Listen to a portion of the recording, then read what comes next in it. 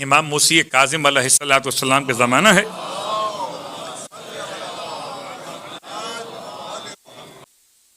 دوسری ایک بات امام نے اور بیان کی، فرمایا اپنے حمام کو گھر کے ایک کونے میں قرار دو. بہت غور کیجیے گا، پھر یہ تفصیل کسی اور عنوان میں آئے گی، فی الحال صرف اتنا جملہ. ارشاد فرماتے ہیں مولا کہ یہ جو قوم اجنہ ہے یہ رہتے خلا کے اندر ہیں.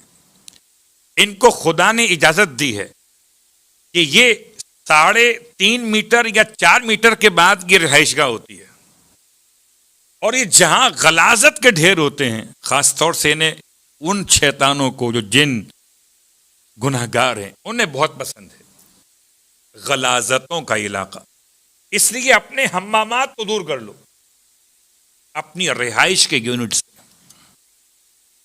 اور آج کل کی زندگی عجیب و الگ بات.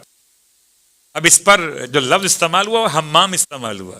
حمام تشدید کے ساتھ اور حمام بغیر تشدید. اگر بغیر تشدید کے تو کبوتر پال لو، کہ جہاں کبوتر رہتے ہیں گھر میں تو وہاں پر یہ جن نہیں آتے. اور گھبرائیے نہیں. جنوں سے بچنے کے لیے امام جعفر صادق علیہ السلام کا جملہ سن لیجیے.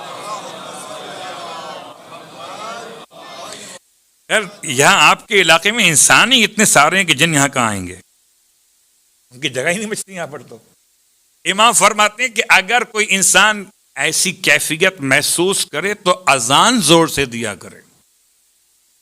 جن گھروں میں اذان بآواز بلند دی جاتی ہے ان گھروں میں شیاطین والے جن نہیں آتے ہیں.